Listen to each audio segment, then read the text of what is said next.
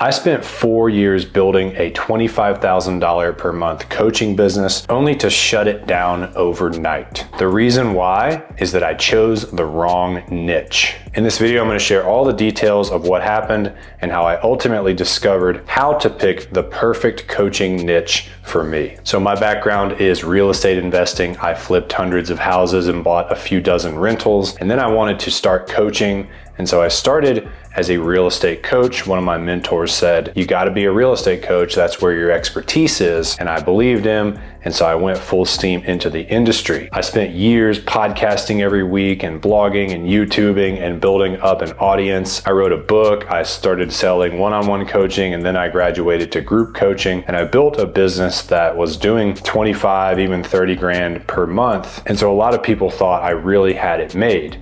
The problem is deep down inside, I was absolutely sick of real estate. I wasn't really even buying any new houses for myself anymore, maybe 1 or 2 a year just to try and stay relevant so that I could teach my clients, but my heart wasn't in it. I was on the group coaching calls every week, teaching how to run the numbers on a rental property, and I basically just felt like I was doing math problems. Instead, where my heart had actually been for those last 3 or 4 years was in the online coaching industry. I was going to seminars, reading books, listening to podcasts, getting my own coaching around how do you grow a coaching business? How do you write a book, start a podcast? How do you succeed in this knowledge or info industry? But all that good stuff that I was learning and I was excited about, I couldn't turn around and share it with my audience because my audience was people trying to buy houses. So there was like this misalignment in my business. And I just felt sort of icky about it inside. It did not feel right. And so even though I was making good money, I literally had to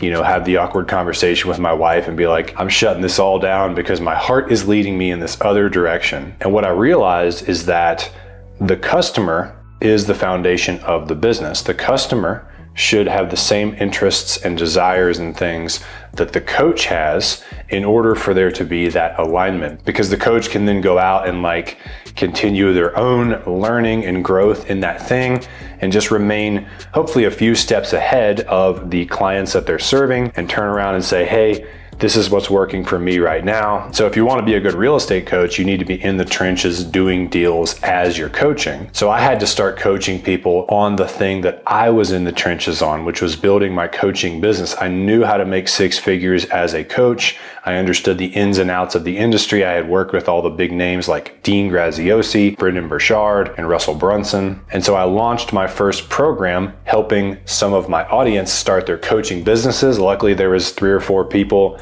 that were my current clients who also wanted to be coaches. And so they joined my beta program. We had so much fun doing it.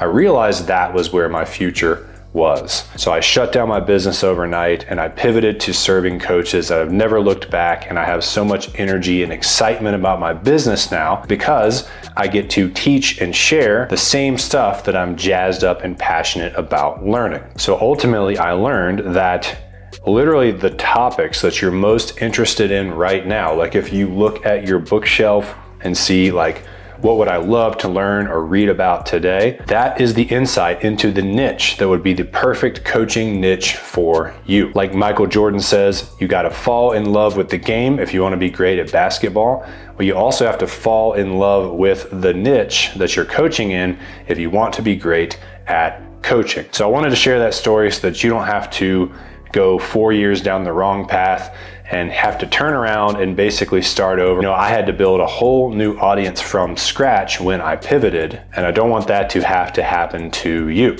So I hope that helps. And also, if you're a new coach and you're looking to get clients, there's really 4 easy steps that you can follow to do so. And it doesn't even involve posting on social media. I put it all in this video. I think you're gonna love it. Please like and subscribe if you found this valuable, and I will see you soon.